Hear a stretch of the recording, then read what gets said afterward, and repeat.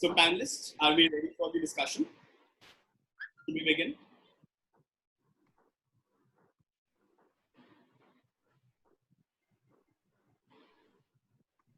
Am I audible to the panelists and to the attendees? A quick yes or a no will help. Yes, Pratish. Yes. Thank you so much, Janish. Thank you so much, Kuar. Thank you for the confirmation. All right. So, very good evening to one and all. Again, thank you so very much for joining us for the JLJ Law Interns webinar series, wherein JLJ Law Offices New Delhi is taking this initiative of making sure that the interns who are working here with JLJ Law Offices do take back good memories, and as well, all the 70 interns who are now, as a family, take back home good learning experiences and good knowledge about the contemporary laws which are in place. So before we begin, a couple of housekeeping rules. Participants, including the panelists, are requested to keep their mics and videos preferably on a mute mode so that there is no bandwidth issue. If any person has anything to communicate either to the panelists or to the co-moderators, they may kindly type in through the chat box, and you will be unmuted whenever your chance arises. So we have prepared the protocol by which order we will be moving ahead, and you will be unmuted as and when your chance appears. At the end of the webinar, we will be taking up a Q&A session wherein all the attendees and participants can pose their questions, and our panelists will be more than happy to help you and resolve your queries. All right. So the session for today is the force majeure. Well, if I may go forward and speak about it, force majeure in today's contemporary world is of the utmost importance. The very surprising COVID issue came up to all of us as a surprise, and nobody was aware about it. So many millions and millions of contracts, be it as simple as between a landlord and a tenant, between two multinational companies, between two conglomerates, everything came to a standstill. Because of this COVID issue, the economy has taken a backseat altogether. And because of this economic hit, what we have seen is there are a number of rising legal issues and pendencies coming up every day so far as contracts are concerned. So do we have a remedy for that? Because this is something which is in nobody's control. Nobody anticipated it. And for that matter, nobody even mentioned it in their contracts. So what happens? So that is why we come across with something as important as force majeure. Well, force majeure, if we go by the definition, in English terms, it goes that an event or series of events which occurs and which is beyond any human intervention possibility. So to enlighten us for this session, we have an extremely extraordinary panel of people who will be helping us taking through this journey to understand force majeure in a better manner. To first begin, we have Mr. Utkarsh Kumar from the Amity Law School, Noida. He is in his 5th year of law school. Mr. Anish Malik from the Amity Law School of Delhi. He's in the 4th year of his law school. Ms. Ekta Jhanjri from the Institute of Law, Nirma University. She is also in her final year of law school. And I, Pratish Roy, will be the moderator for this event. We also have Jasmine Sharma, the co-intern, and Alicia as the co-interns who will be the co-moderators also for this event. So thank you so very much, everyone, for joining us in this evening. Now, to begin with, I would like to request Alicia to take forward this journey of force majeure and give us a brief explanation as to what all will be covered in this webinar and who will be taking up which issues and what all facets we will be getting to learn. Over to you, Alicia. Thank you, Mr. Roy, for the introduction. Now, in order to have a meaningful discussion, it is important that we understand certain basic concepts regarding the issue first. Therefore, firstly, we will be discussing what is force majeure. Well, literally, force majeure means a superior force. A force majeure event, therefore, is an unforeseen event caused by superior force. Such an event must hamper the ability of the parties to perform their obligations as enlisted in the contract. Now, it is rather evident that one such event is daunting upon us in today's time, which is the COVID-19 pandemic. It is resulting in many contracts being delayed, interrupted, and even ultimately cancelled. Similar is the case in terms of commercial lease, in which lessees, even if they're unable to use the premises, are being forced to pay huge amounts of rent. Now, carrying the discussion forward, I would now invite Mr. Utkarsh to explain in detail the topic, what is force majeure, and subsequently its impact or applicability on commercial contracts and commercial leases, and answer the following questions. Firstly, what is force majeure and what are its relevant legal provisions? What are the reliefs the parties can have in such cases, and what are the conditions which are required to be fulfilled in order to get benefited from this relief?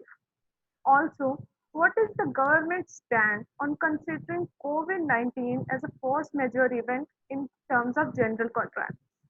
Over to you, Mr. Utkarsh. Thank you, Alicia, for the brief introduction. I'll be covering force majeure and I'll be delving into under what circumstances a force majeure relief is available and under what all circumstances a force majeure relief would not be available. So before delving into the topic in detail, we should first understand as to what force majeure is. Force majeure translates from a French term, which means superior force. Now, these are the kinds of uncontrollable events which cannot be foreseen by the parties when they sign the contract. These events usually cover events like war, epidemic, pandemic, act of God, or labor shortages. Normal businesses are adversely affected by these kinds of events.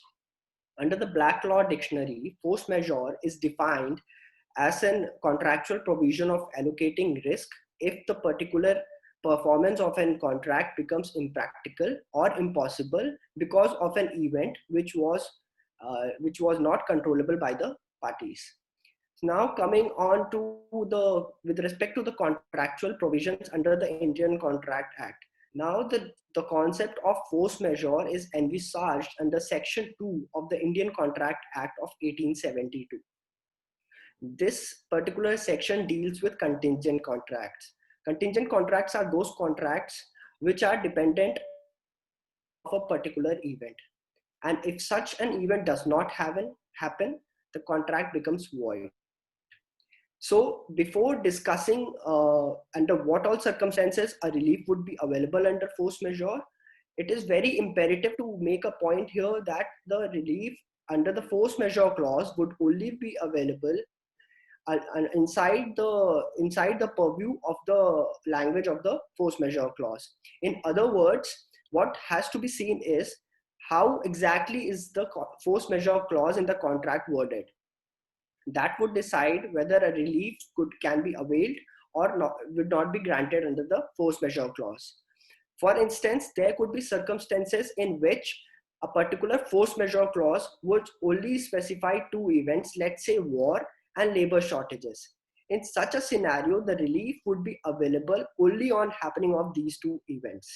There could also be instances where the force majeure clause would in detail lay down events like epidemic, pandemic, act of God, extreme weather conditions, and so on. And also it will have a generic or a catch-all phrase. For example, a catch-all phrase would go something like this: any other event which is beyond the control of the parties.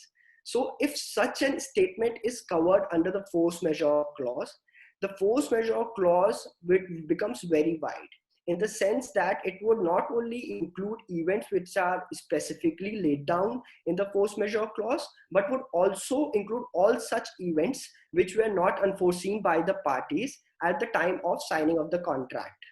So this is one underlying principle.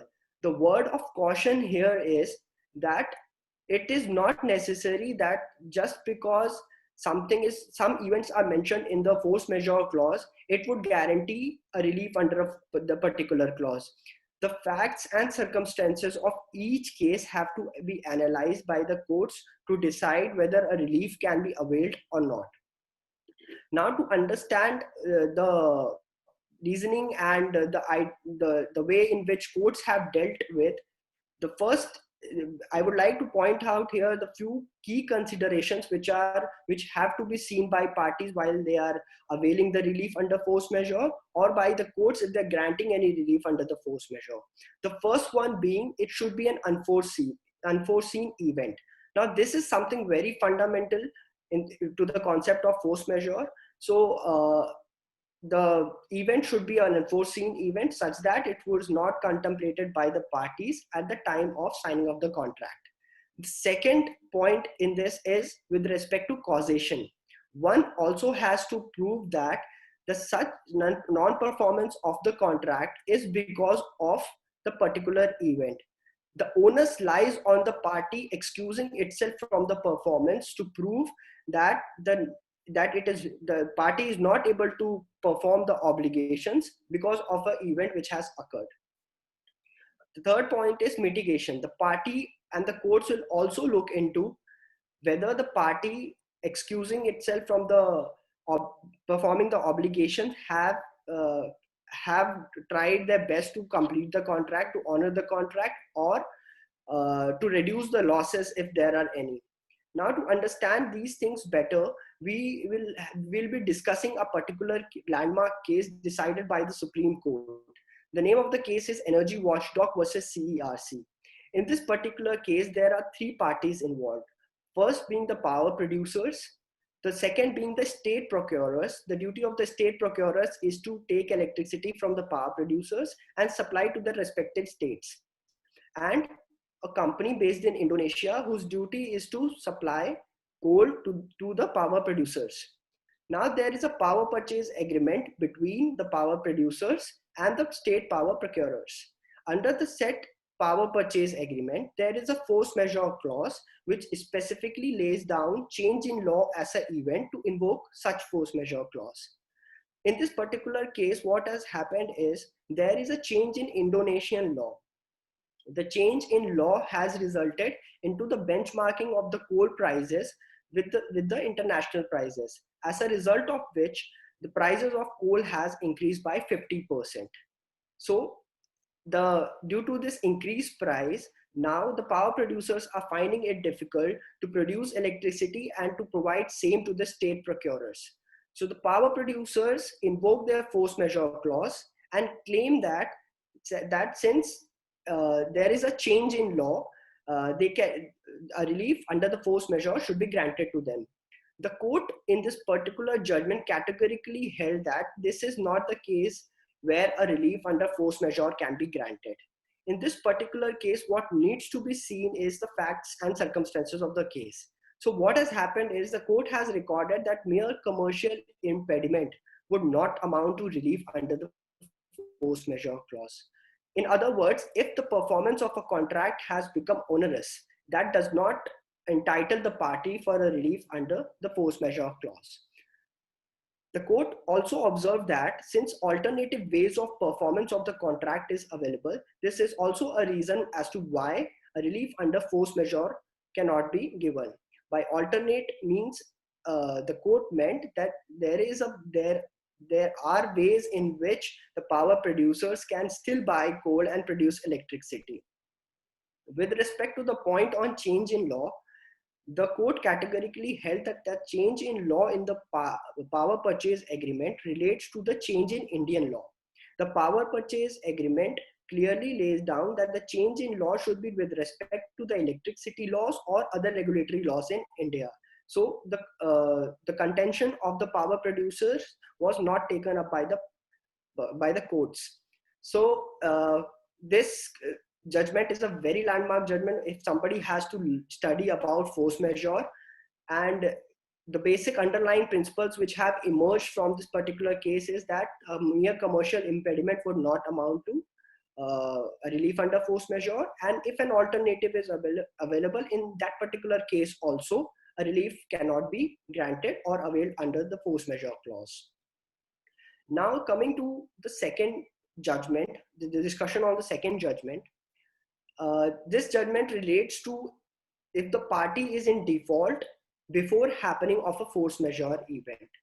So what has happened in this particular case, the name of the case is Halliburton Offshore Services Limited versus Vedanta Limited. which is very recently decided by the Delhi High Court. In this particular case, Vedanta Limited has given a contract to Halliburton Offshore Services Limited for the construction of infrastructure with respect to oil and mining activities. Halliburton has defaulted in the obligation of construction of these infrastructure and has sought timelines on various occasions. Vedanta has granted Halliburton timelines for the extension of timelines on the extension sought. So in this particular case, close to 31st March, when after the outbreak of COVID-19, Halliburton invoked his force majeure clause, saying that COVID-19 is a force majeure event and hence he is entitled to relief. It should be noted here that Halliburton was in default from September 2019, much before the outbreak of COVID-19. So the court at the first instance granted relief to Halliburton and restrained Vedanta from invoking bank guarantees. As in the subsequent hearing of this case, the court analyzed the facts and circumstances of this case and observed that since the Halliburton has been default much before the outbreak of COVID-19, a relief under force majeure cannot be granted in the facts and circumstances of this particular case. The court also observed that, I'll quote here, the court observed the question as to whether COVID-19 would justify non-performance or breach of contract has to be examined on the facts and circumstances of each case. Every breach or non-performance cannot be justified or excused merely on invocation of COVID-19 as a force majeure condition. The court would have to assess the conduct of the parties prior to the outbreak, the deadlines imposed, the steps that were to be taken, the various compliances that were required to be made, and only then assess as to whether genuinely a party was prevented or is able to justify its non-performance due to the epidemic or pandemic. So this case clearly lays down some very important aspect with respect to relief under a force majeure. So if a party tries to invoke a force majeure for the default, which was done in the past and which has no relation to the current outbreak of COVID-19, then a relief under force majeure cannot be awaited. Now coming to the final part of my presentation with respect to the government notifications. We have been witnessing that the government and various departments of the government have been releasing notifications considering COVID-19 as a force majeure event. We have seen notification from the Ministry of Finance. We have seen 2 office memorandum from the Ministry of New and Renewable Energy. So the point of consideration here is, will those notifications have any bearing on the contract signed between the parties? The answer is negative. These notifications are merely executive directions and are firstly meant for the government-owned contracts. Also, these are restrictive in nature and their enforceability is a major issue. Enforceability is at issue. Also, so with respect to my presentation, there are two underlying points which I want to make. First being the wording of the contract, the wording of the force majeure clause have to be analyzed before deciding whether a relief can be granted under the said force majeure clause. Second being the facts and circumstances of each cases have to be evaluated to decide whether a relief can be granted. So these are two important things. Firstly, the wording of the force majeure clause, and second, the facts and circumstances of each case. So these have to be looked bothly by the courts to assess or ascertain whether to grant any relief under the force majeure clause. So with respect to my present, that is all. I would like to pass it to Alicia to carry the webinar. Thank you, Mr. Utkarsh, for explaining the topic in a very comprehensive manner. Now proceeding with the discussion, we will now be discussing doctrine of frustration. Now in certain commercial contracts, the parties are not able to avail the benefit of force majeure clause due to its absence from the contract or because of the present situation not being covered under the clause. In such a situation, the only relief available to them is frustration of the contract, after which the contract is discharged and the parties are freed from performance. Doctrine of frustration is covered under Section 56 of the Indian Contract Act and renders a contract void if it becomes unlawful or impossible to perform after it is made. Now, not taking much time, I would now invite Mr. Anish to come forward and explain in detail doctrine of frustration and its impact on commercial contracts. Over to you, Mr. Thank you, Alicia. First of all, a very good afternoon to one and all present. And thank you so much, Alicia, for giving us a brief insight as to the issues I will be dealing with. So for dividing my presentation, I would first like to divide it into three issues. Firstly, what is the broad concept of frustration? Secondly, the various case laws that deals with the doctrine, which also tells us the impact it has on commercial contracts. And thirdly, certain principles that have been culled out from various Supreme Court cases. Now, speaking about the first issue, which is the broad concept of frustration, first of all, we have to understand as to when is the remedy of this doctrine of frustration opens the door to us. So the contracts where relief is not available by the invocation of the force majeure clause or by reason of the absence of force majeure clause in the contract, or the force majeure clause particularly not covering the event in this case, such as the words pandemic or epidemic, frustration of contract is the only resort where the contract is discharged and the party is free from performance. So the doctrine of frustration is a common law doctrine which is based on a legal maxim known as the les non cogit ad impossibilia, which means that the law will not compel a man to do what he cannot possibly perform. And the term frustration of contract per se, as Alicia also cited, has explicitly not mentioned in the Indian Contract Act and has been envisaged in Section 56 of the Indian Contract Act under its Chapter 4. Now, coming to the term frustration, what do we understand by the term frustration? Herein, I would like to cite the definition of the frustration term given by the Black's Law Dictionary, which goes on to say, and I quote, the prevention or hindering of an attainment of a goal such as a contractual performance, unquote. And also the dictionary, the Black's Law Dictionary, goes on to explain the doctrine of frustration and says, and I quote, the doctrine of frustration implies that if a party's principal purpose is substantially frustrated by unanticipated change in circumstances, then the party's duties are discharged and the contract is considered terminated. Now, going furthermore to the essential ingredients of Section 56, the very crucial question which comes to each and every mind is what is the difference between force majeure and frustration? As you can see that people generally use these terms interchangeably, but there is a very thin line difference between them. For this, I would like to cite the difference between Section 32, which governs the force majeure law, and Section 56, which governs the doctrine of frustration. Now, what does Section 32 talks about? Section 32 per se talks about contingent contracts, where it says that if a designated event on which the contract is contingent becomes impossible, then the contract tends to become void. Whereas under Section 56, the parties have not, while entering into the contract, considered any such event due to which the contract may become void. As we all can see, force majeure generally includes certain terms, for example, a pandemic or epidemic. But as we all see, there are very few contracts where these terms have been mentioned. So in my opinion, we can say that terms such as change in law, natural calamity, or act of God can track the force majeure clause in the present situation. But what does Section 56 talks about? Section 56 does not lay any of these activities in the contract per se. These are the activities which the parties even never contemplated that can happen. So there is a thin line difference between these two doctrines. Now, coming to the essential ingredients as to what is the doctrine of frustration and how can it be invoked. In order to establish that a contract is frustrated, there are certain conditions which need to be satisfied and are as follows. Firstly, there must be a valid and subsisting contract between the parties.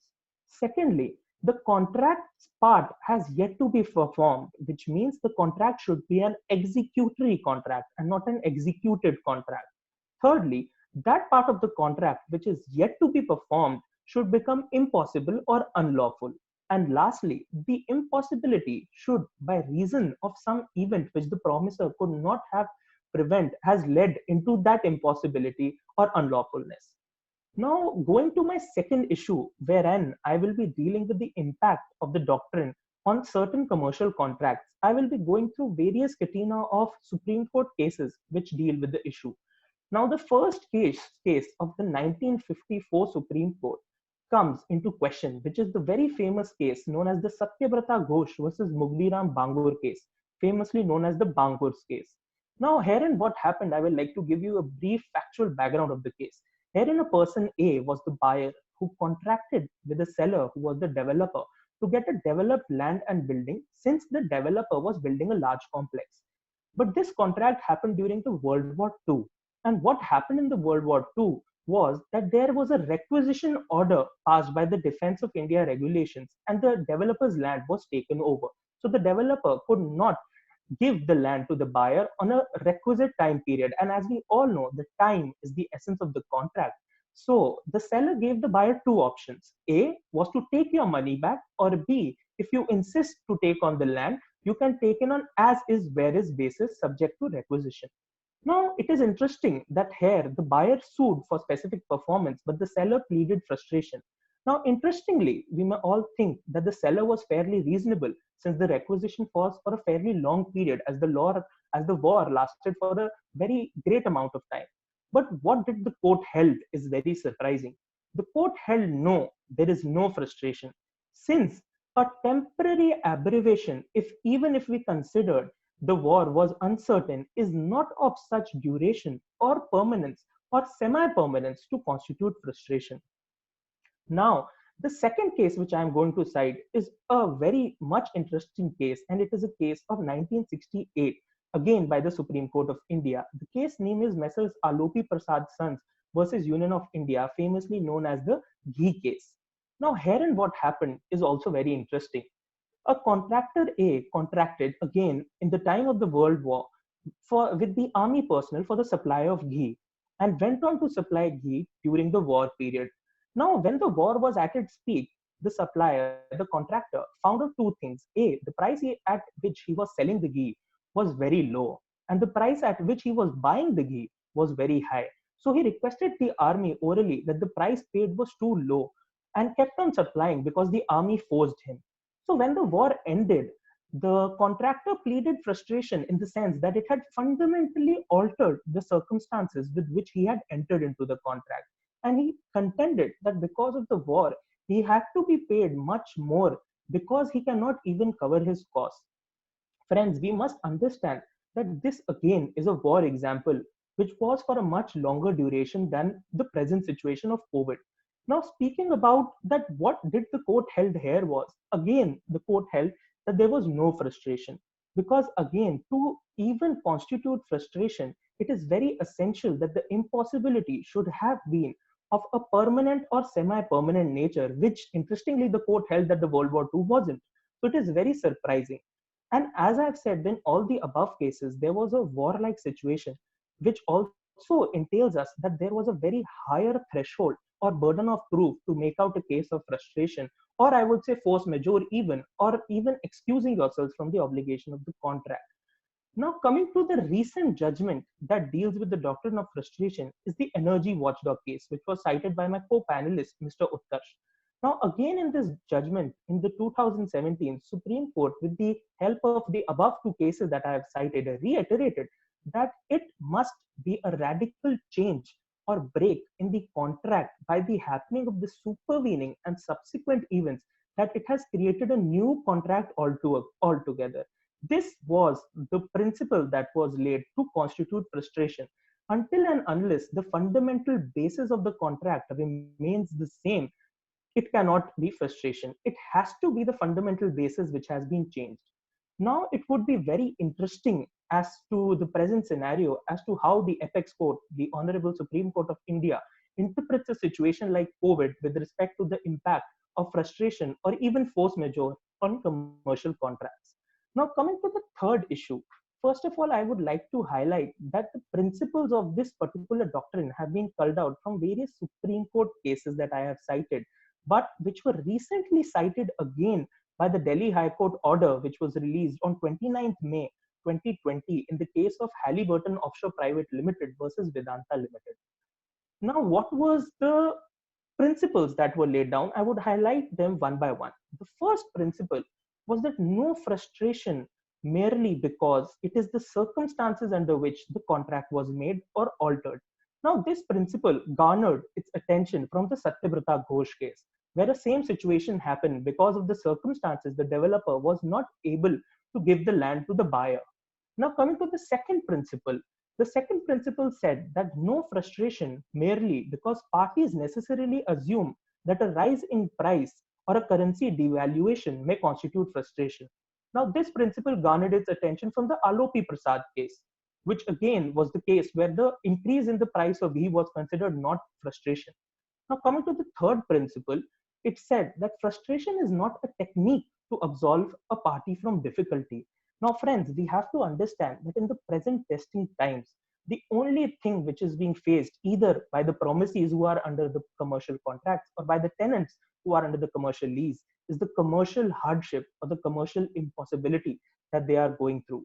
But in this case, for the first time, it was held that commercial impossibility, hardship, inconvenience alone, you shall please note the term alone, shall not constitute frustration. It must be backed by a real reason and real justification. And these two terms, real reason and real justification, were also again cited in the 29th May 2020 order by the Delhi High Court. Now, coming to my last principle, which is a very essential principle, it goes on to say that frustration is not a vague plea of equity to do justice according to what a judge may think. It definitely must involve a situation which has not been provided by the contract, A. Secondly, the parties never contemplated to do, and C. Therefore, it emerged into a new contract. Now, again, one more principle which needs to be highlighted is that the doctrine of frustration needs to be narrowly construed. These are the principles that I had culled out from the various Supreme Court cases. Now, coming to the issue that what is the juristic basis of this particular principle, we can have three philosophies. The first philosophy, which I would like to highlight, would be that frustration occurs when an event which is so basic to the contract that the parties did not write in the contract arises, but so obvious that the parties said impliedly that if it even happens, it will be all over between us. Now, the second theory which arises is that the parties presumably intended, and when it happened to the court, they will apply the reasonable man test. That is, they will lead to the mercy of the Indian courts as to decide what is correct and what is wrong. And the third standard which they may take, or the philosophy, as I say, would be the judge's standard, which means that nor the parties or the contract imagine the happening of the event, and I, the judge, will decide by virtually rewriting the contract what is correct. Now, friends, in my opinion, with respect to the first philosophy, I feel it is too subjective. And the second philosophy, which I cited about the reasonable man test, this should be the approach of the courts in the current situation. And lastly, as we all know, that India does not follow the judge's standard, which is too external and which is not permissible. Now, to sum up my whole speech, I would like to conclude by saying that the object of telling you all these principles was just one, that to prove and to even invoke frustration has a very high and difficult threshold in the present scenario. And again, commercial hardship alone is not sufficient to invoke frustration. Thank you. And now I would like Alicia to take the floor and invite our next panelist. Thank you, Mr. Anish. I would now request Mr. Roy to take over, please. Hi, Anish. Anish, am I audible? Hi, Pratish. Hi, Pratish.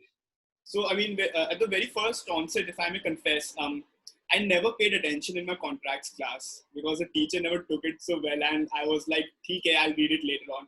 But trust me, the entire time you were speaking, I was just making notes. And I was just praying to God, thank God I missed all these contract classes. Now the concept of frustration is completely clear to me. Because the way you took up the Indian case laws, the various principles of determining whether it falls into frustration or not, I mean, my concepts are now clear. And I think the majority of the participants will also agree with this, that yes, the concept has been very well being clarified. Also, Anish, if I may pose a question. So is it right to say that the Indian courts have till date dealt mostly with the frustration of contract rather than force majeure? Is frustration of contract the more prevailing concept which is dealt by the court over force majeure in India? Yes, first of all, this is a very interesting aspect that I would like to mention. When it comes to the Indian courts and when it comes to even see the judgments given by the Indian courts, the term force majeure has been rarely mentioned, and Section 56 and the doctrine of frustration has been the more prevailing issue.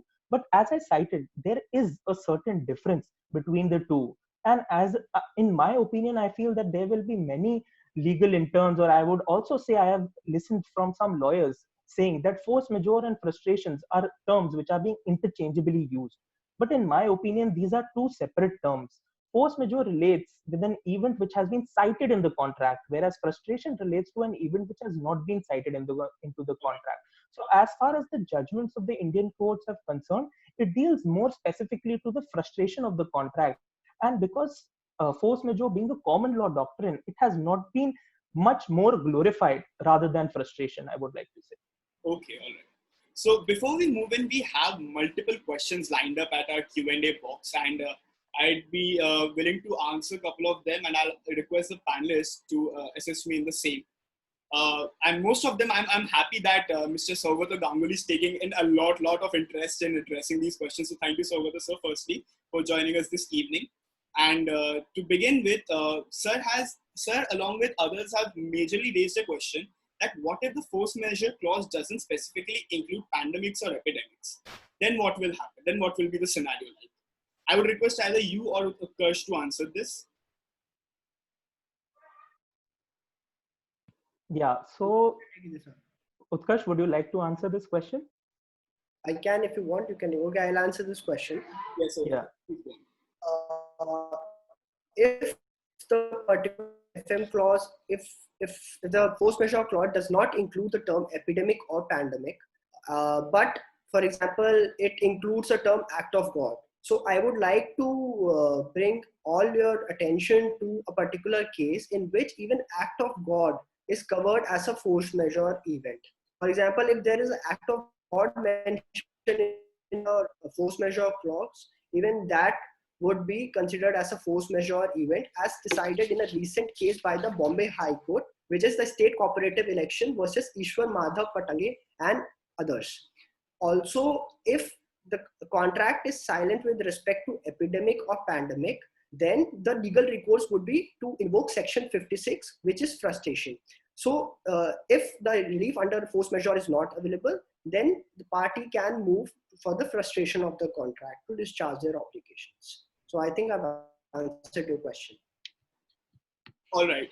The next question we have is, can a force majeure clause continue after determination of a contract due to lapse of validity mentioned in the contract? And also, in case one party is not able to return the possession due to unforeseen event after determination of contract. Anish, would you like to answer this? Yes, Pratish. Can you please just repeat the question, please? Yes, it is. I'll just brief it up. Can a force majeure clause continue after the determination of a contract due to lapse of validity mentioned in the contract? Yeah, personally, I think that it can.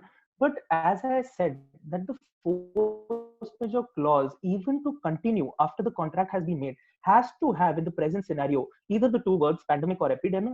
But if it does not have these two terms, I personally feel that three terms must be there, or either of these terms must be there, so that the Indian judiciary can interpret the present situation as a force majeure. Now, what are those three terms I would like to cite? First is the act of God.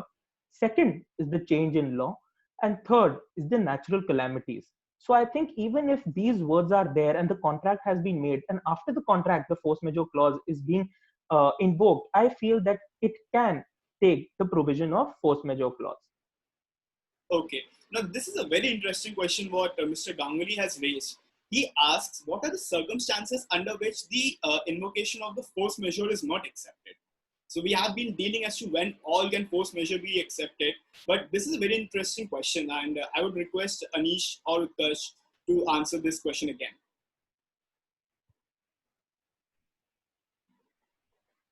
Anish, Utkarsh, would you like to answer this? Ritesh, can you repeat the question, please? yes, the question is, what are the circumstances under which the invocation of force majeure is not accepted? So there could be several instances where invocation of force majeure cannot be accepted by court. As I've already mentioned, that if the default is continuing default and it's been there before the occurrence of the force majeure event, in such cases, no relief is granted under force majeure clause. Also, if alternative ways of performance of the contract is available to the parties, in such cases also force majeure would not be of any relief to the party.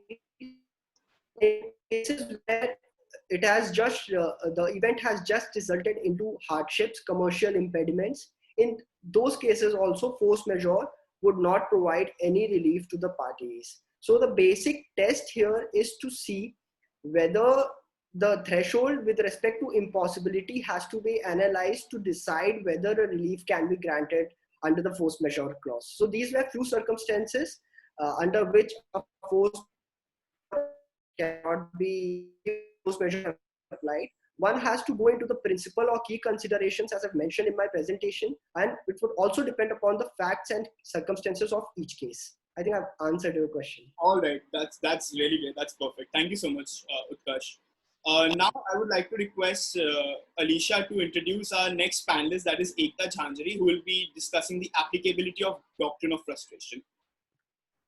Thank you, Mr. Roy. Now, proceeding further in our discussion, the next topic is impact of frustration on commercial lease. We all know that huge amounts of money is usually put in by the lessees in commercial lease in paying the rent. But in present circumstances, they are worried as to what remedy do they have in absence of a force majeure clause in their contracts. Can they use the remedy available under Section 56 of the Indian Contract Act in form of frustration of contract or not? To answer these questions, I would now request Ms. Ekta to come forward and elaborate. Over to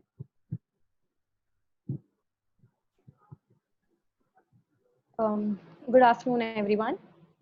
Thank you, Ms. Alicia, for giving a brief overview of my presentation. And I would also like to thank Mr. Anish for explaining the meaning and scope of doctrine of frustration. So I would refrain myself from going into that aspect again. However, in my presentation, I would be dealing majorly with three things. Whether doctrine of frustration, which is embodied under Section 56 of the Indian Contract Act, is applicable to commercial leases.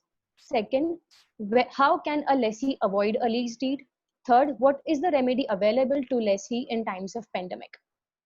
So when we talk about the first point, which is the applicability of doctrine of frustration to commercial leases, this issue was settled long back in the year 1968 by the Supreme Court in the decision of Raja Dhruv Chand versus Raja Mohinder Singh. Let me tell you that this case has assumed significant importance now. What happened in that case was the appellant, who had taken certain land on lease, where the land was situated in the undivided Punjab. The land was taken for the purposes of cultivation. However, after the partition took place, the appellant migrated to India, and then the land came to be situated in the territory of Pakistan. Now they faced extreme difficulty in cultivating the land, and they tried to invoke the doctrine of frustration on the ground that it has become impossible for them to cultivate the land due to communal rights that are taking place in the territory at that time. And therefore, they wanted refund of the rent amount that they had already paid on that particular land, to which the court outrightly rejected their contention. The Supreme Court said that when we talk about doctrine of frustration and its applicability on commercial leases, it was answered in the negative. Supreme Court relied upon Section 4 of Transfer of Property Act. Section 4 talks about that when can provisions that provisions of TPA can be read into Indian Contract Act. However, The vice versa is not true. That means provisions of Indian Contract Act cannot be imported into Transfer of Property Act. Now, doctrine of frustration, which essentially belongs to the realm of contract law, cannot be blindly applied to Transfer of Property Act or lease per se. Moreover, Transfer of Property Act is a special legislation which deals with lease exhaustively under the relevant provisions which are given under the legislation. So therefore, invoking or importing the doctrines which are there in the Indian Contract Act is not at all permissible. Furthermore, the court said the doctrine of frustration is applicable only to executory contracts and not executed contracts. Mr. Anish has already explained what are executory contracts. I would like to reiterate the same. Executory contracts are those where the contractual obligations are yet to be performed by the parties, whereas in case of executed contracts, the obligations have already been performed. When we talk about lease, the obligations that are needed to be performed by the opposite parties are: first, the landlord has to put the lessee into the possession of the property. On the other hand, the lessee has to pay the rent that has been agreed between them. So when a contract has been executed, it falls outside the scope of Indian Contract and it enters into the scope of Transfer of Property Act. Furthermore, one might ask now, how can a lessee actually avoid a lease deed? The answer to that question lies in Section 108 of Transfer of Property Act. Section 108 enshrines the rights and obligations of lessors and lessee. One of the right which is made available to lessee is to elect to declare the lease deed as void. However, that right is not absolute in nature. It has its own rider associated with it. There are two conditions that needs to be satisfied by the lessee in order to seek this relief of avoiding the lease deed. Firstly, he has to show occurrence of events like fire, violence of army or mob, flood, or any irresistible force. Secondly, he has to prove that due to occurrence of any such event, the property has become completely physically destroyed, or it has led to the property becoming substantially or permanently unfit for the purposes of the lease. If the lessee is unable to prove either of these two conditions, he cannot ask the court to declare the lease deed as void. Moreover, when we peruse various Supreme Court and High Court judgments on Section 108 Clause E, which states this particular right, we come to know that the threshold laid down in Clause E of Section 108 is very stringent. That means courts are not easily inclined to allow the party to seek avoidance of lease deed. For one, I might cite an instance that even where the property has become completely destroyed, mere destruction of the physical property will not entitle the lessee to seek declaration of the lease deed as void. He has to first serve a notice to the landlord manifesting his intention to surrender the lease deed. If he fails to notify the landlord of his intention, then the lease deed subsists even then. So when we talk about the difference of remedy, which is available under Section 56 of Indian Contract Act and Section 108 of Transfer of Property Act, the main difference between these two remedies are that under Section 56, the contract becomes automatically discharged. That means the party is not required to serve a notice to the other party.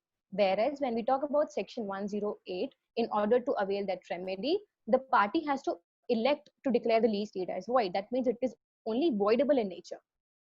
Also, it was noted in the 70th Law Commission report that doctrine of frustration is only partially incorporated under Section 108 of TPA.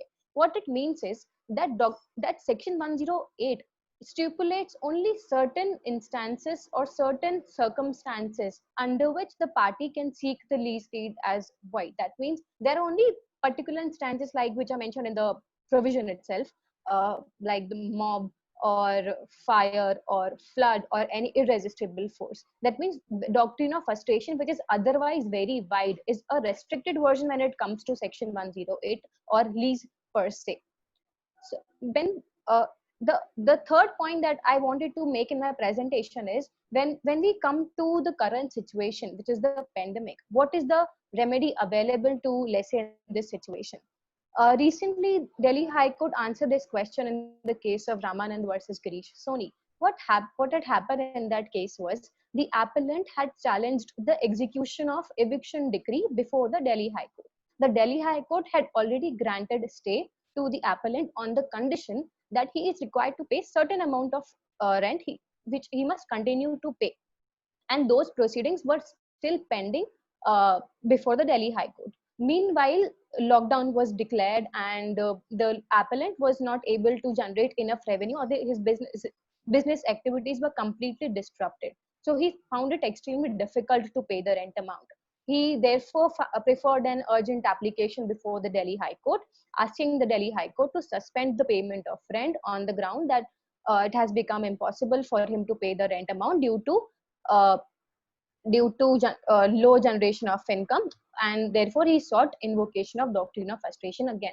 So the Delhi High Court reiterated the rule that was laid down in the Raja Dhruv Chand case. The doctrine of frustration does not apply to commercial leases.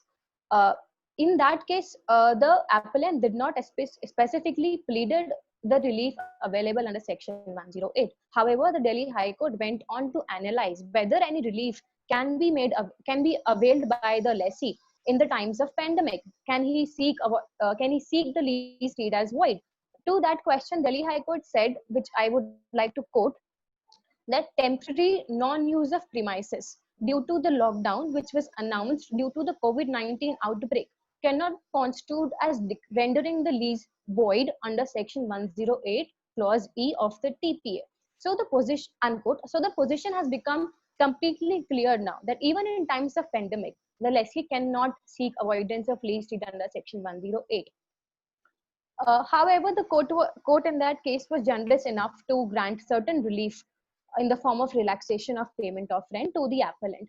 The court exercised its equitable jurisdiction to grant relaxation in the payment of rent.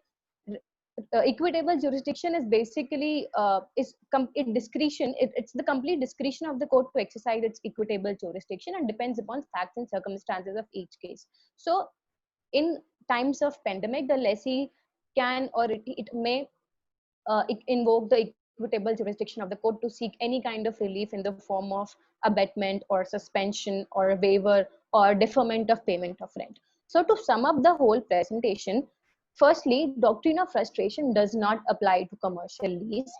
A lessee may generally seek avoidance of lease deed under Section 108 Clause E of the TPA.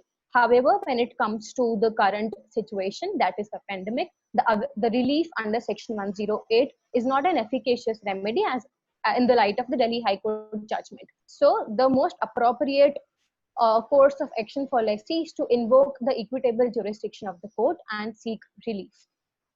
That will be all on my part. I would like Ms. Alisha to take the webinar forward. Thank you.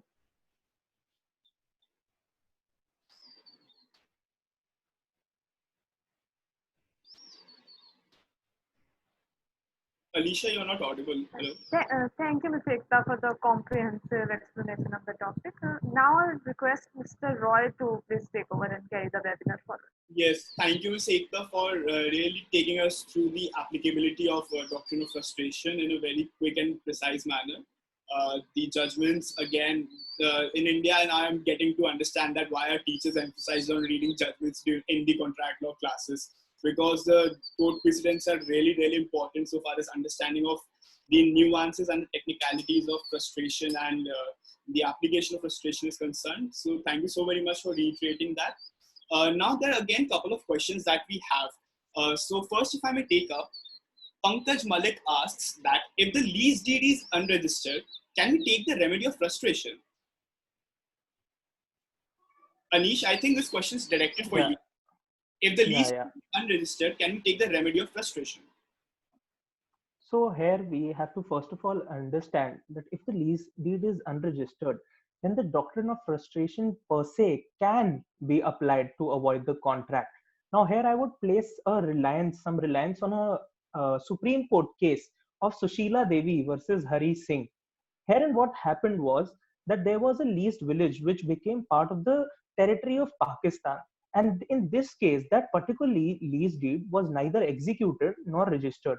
So now what the court held was that this was not a lease deed, but it was an agreement to lease. As we all know, that there is for example, Sale of Goods Act, there is also a contract of sale and an agreement to contract of sale. So herein also the court stated that this was particularly not a lease deed, but an agreement to lease. And the court held that where an agreement to lease is there between the parties, then it will definitely be governed by the doctrine of frustration.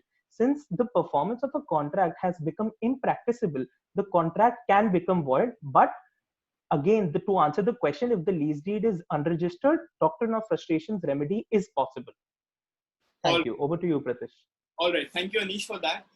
The next question is, we have, I think it is for Utkarsh only, that can the notice requirement invoking the force majeure clause be done away with in light of the COVID-19 issue?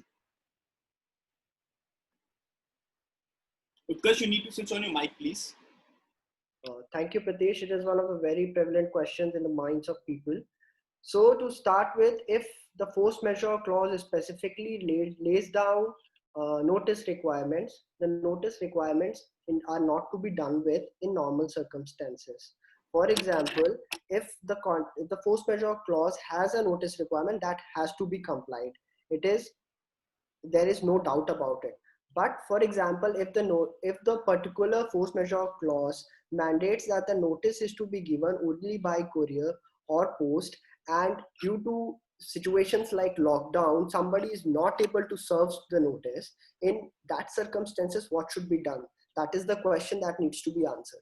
So in that particular case, since notice requirement is mandatory, one can take help of emails, provided the only condition that has to be satisfied while sending a notice through email is that the receipt of such an email should not be disputed. And this is something when you're not at all able to serve the notice through courier and post. What would this do is that the courts would be a little bit lenient in deciding the notice requirement, because notice requirements, if you're not able to fulfill notice requirement, it is a procedural fault, and that takes away your right or your relief which you would get. So it is mandatory. The only rule is that the receipt of such an email should not be disputed. So to answer the question in one line, the notice requirement cannot be done away with. It is mandatory to give the notice, provided to the circumstances which are laid down. Thank you. Okay. All right. So very interesting question has come up from Ms. Somani from London. She asks that what are the other remedies apart from force majeure and frustration of contract available to either parties? Now, I think this is a question for the entire panel today. So if I may ask Ms. Ekta if she would like to answer this question, that what else apart from the force majeure or the frustration of Thank you for the question, Mr. Pritish. So when we talk about any other remedy which is available, firstly, the parties should explore the possibilities of renegotiating the terms of the contract, which is possibly the best recourse available without wasting much time in litigation before the courts. Or the parties may also explore the possibility of novation under Section 62 of the Indian Contract Act. That means it basically depends upon the cordial relations that are shared between the parties. However, if any of the party is adamant or is not willing to renegotiate the terms of the contract, then the aggrieved party may definitely invoke the equitable jurisdiction of the court, as was done by the appellant in the Delhi High Court case. Apart from this, I don't see any other remedy which is available. Or maybe the other co-panelists may want to throw more light upon this. Yes, I was about to direct this question to Anish for better clarification. Anish, if you could add on, if you would like to add on what Ms. Ekta just mentioned. Yeah, as Ekta correctly mentioned, that if we do not consider the two basic remedies of force majeure and frustration, in my opinion also, there are per se 2 or 3 remedies which can be taken. First of all, as Ekta has cited, is the Transfer of Property Act under Section 108. That too, especially in the cases of commercial lease and not commercial contracts. And secondly, to invoke the equitable jurisdiction. Now, to invoke the equitable jurisdiction, what does it mean? That the court will interpret your contract as per the terms and conditions of the contract and as per the facts and circumstances of the case. And the third remedy, also as cited by Ekta, would be novation or rescission or renegotiating of the contract, where both the parties again negotiate the contract and turn it into a new contract, again with the meeting of the minds of the same. Thank you, Pratish. All right. So I think that brings us to the end of our discussion so far as the entire force majeure in a brief is concerned. Now, I was also briefed by Anish that there are certain guidelines which you people want to discuss in this webinar so far as commercial leases and commercial contracts are concerned, as to how do we deal, how do we go about with them during especially this pandemic issue. So so now I would like to hand over the stage to Anish so that he can discuss about the guidelines as to basically the do's and don'ts and what all to keep in mind while signing a commercial lease or getting into one during this pandemic time. Over to you, Anish. Thank you, Pratish. Now, we as the panelists have highlighted certain guidelines that the viewers may follow on, per se, on commercial lease, first of all. Now, with respect to the lease agreements, first of all, the viewers must see that how is the language and the construction of the force majeure clause been there in their contract. Are the words pandemic or epidemic per se included? Or if they are not included, then the words like act of God, change in law, natural calamities are included. Now, secondly, if the force majeure clause is constructed in a very loosely worded situation, which is to mean that either it does not have a specific mention of the specific words, then the only remedy possible is to leave it to the mercy of Indian courts, as the courts are the right authority to interpret your contract. Now, the third guideline which I would like to mention, which a lot of people are being facing with, is that what if there is no force majeure clause in a commercial lease agreement? To this, the sad answer on my part would be that the only remedy available with respect to commercial lease is either to go to the courts and invoke the equitable jurisdiction of the High Court seeking appropriate relief, or if you want to not take the legal remedy, you can, with the meeting of the minds, consent and renegotiate the contract, or you can also take recourse to 62, as Ekta said, or novation of the contract. Now, one more thing which I would like to mention with respect to doctrine of frustration, as Ekta has cited, that it is a law of the land that doctrine of frustration does not particularly apply to lease agreements. And with respect to the Transfer of Property Act, it can only be invoked if the lessee elects to terminate the lease.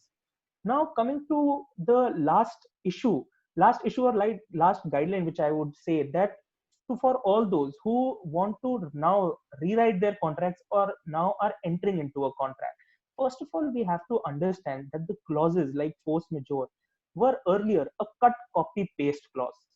They were just cut, copy, paste and put it in a contract. But because of this situation, the major change that will happen was that this would first of all be a very well negotiated contract. I will not say contract, a very well negotiated clause per se. Now the parties will inculcate each and everything so that even if they invoke the force majeure clause, they can take the remedy by going to the courts.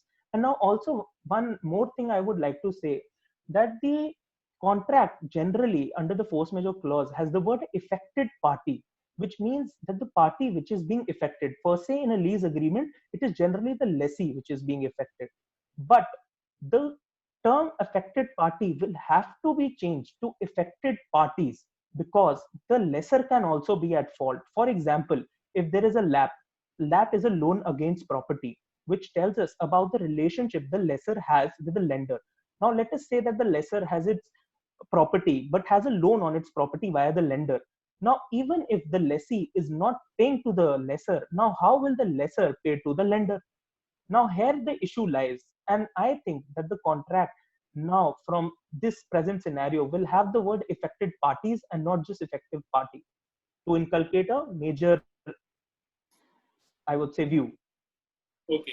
So, I mean, we need to be very careful with the choice of words that we make while we put down the clauses. All right.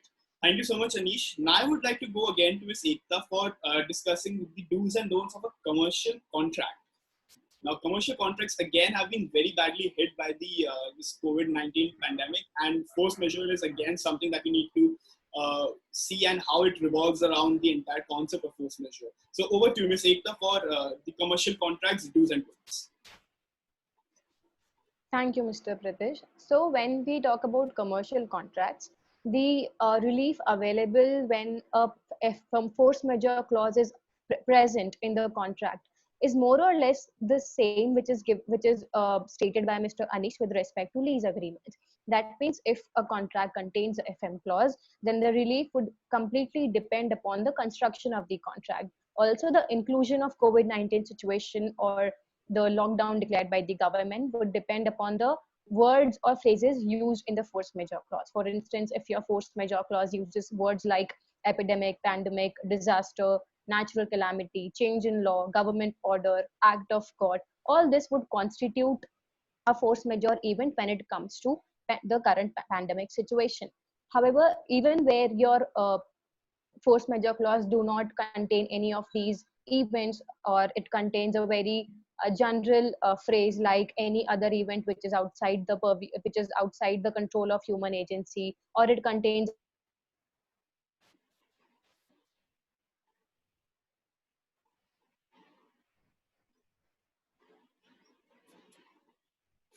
I think there's some network error on Ms. Ekta's part. Uh, if I may ask Anish to intervene and complete the point which she was trying to make, Anish.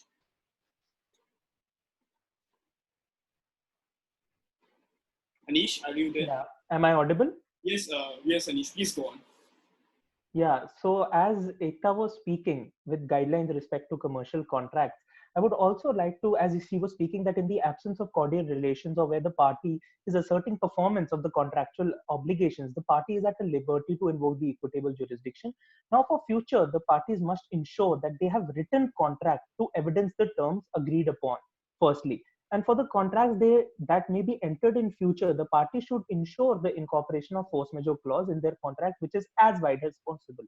Now, also, the force majeure clause should adequately define the relief which the party is entitled to upon the occurrence of force majeure event. Additionally, a clause for renegotiation of the terms of contract without prejudice to the reliefs already stated in the force majeure clause should also be incorporated. And lastly, as I also said, that the parties are free to enter into a new contract with respect to the commercial contracts. All right. We'll just check whether we can connect to Ms. Ekta again or not.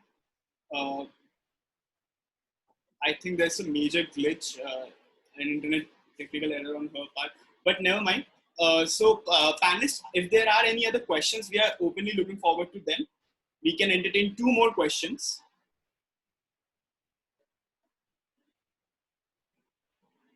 I mean, mostly the questions that we have come across is...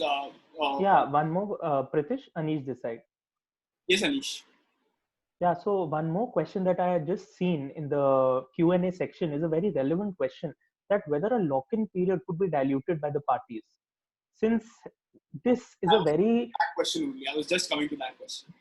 Yeah, since this question is a very hot topic, I would like to say, because there are many lessees which are in the lock-in period because of in the present pandemic. So to answer this question, first of all, it would largely depend upon the circumstances of the construction of the lease deed. Now, even to highlight, I would like to give a Delhi High Court judgment which correctly deals with the particular question, which is the case of Mrs. Satya Narayan Sharma versus Ashwini Saris Limited. Herein what happened that the lessee sought to terminate the lease deed despite there being a 3-year lock-in period. Now the lessee argued that the economic meltdown has caused substantial downfall in his revenue and has hampered his capacity to pay the lease rent. Thus the issue raised was whether the parties were bound to adhere to the lock-in period, also whether the lessee can terminate the lease prior to the expiry of lock-in period. So what did the court held was that the lock-in period, first of all, is binding upon the parties, implying that neither the lessor nor the lessee can evict the lessee before the expiry of the lock-in period or can demand more rent against the rent already agreed. However, if the lessee wants to surrender the possession of the property, he is bound to pay the rent for the remaining period of lock-in. Hence, as per my opinion, the dilution of lock-in period does not appear to be possible in the light of this judgment cited. Thank you, Pratish. Okay, all right. We have Miss Ekta with us again. Ekta ma'am, welcome back. And just in continuation to what you were talking about the commercial contracts, do you have any other point to substantiate what Anish try to continue with your speaking part. I'm so sorry I left in between due to some connectivity issues. So I am not aware what Mr. Anish has talked about. However, I would like to reiterate what I have already or what I was talking about, which was that if your contract does not contain an NFM clause, then the relief lies in invoking the doctrine of frustration. However, the parties, while invoking doctrine of frustration, should consider whether they are ready to terminate the contract, because invocation of the doctrine would lead to automatic discharge of the contract. However, if the parties are not willing to terminate the contract, then they should try to renegotiate their terms of the contract or explore the possibilities of novation as given under section 62. If that is also not possible, if the parties do not share mutual relation or cordial relation amongst each other, then they should approach the court by invoking.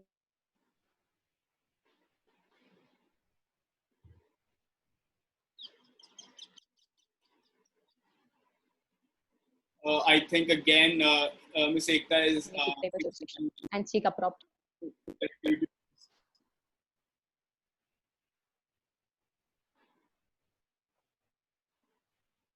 Anish, I think she's again, ma'am, you were again got disconnected. So if you could just repeat the last part of your statement. Yes, sure. I was saying that if the parties are not willing to terminate the contract, then they should seek appropriate relief by invoking the equitable jurisdiction of the court. All right. So I mean, it will be safe to say that within the last 10-15 minutes or so, Ekta ma'am was constantly under force majeure, wherein she also did not have any any control over the internet connection, which was going up and down. So it's all right. So that's it. With this, we come to the end of this session. Thank you so very much to all the panelists for joining us. Anish, Ekta, Utkarsh, Jasmine, Alicia, thank you so very much for enlightening us with the concept of force majeure and frustration of contract. I would also take this opportunity to thank JLJ Law officers for again constantly supporting us throughout this journey of our internship period and giving us this platform to showcase our knowledge and share it with the other co-interns. The 70, a family of around 70 interns were working together on various projects and gaining knowledge from each other. With this, I'll just conclude the webinar. Thank you so much, everyone, and have a great evening ahead. Thank you so much.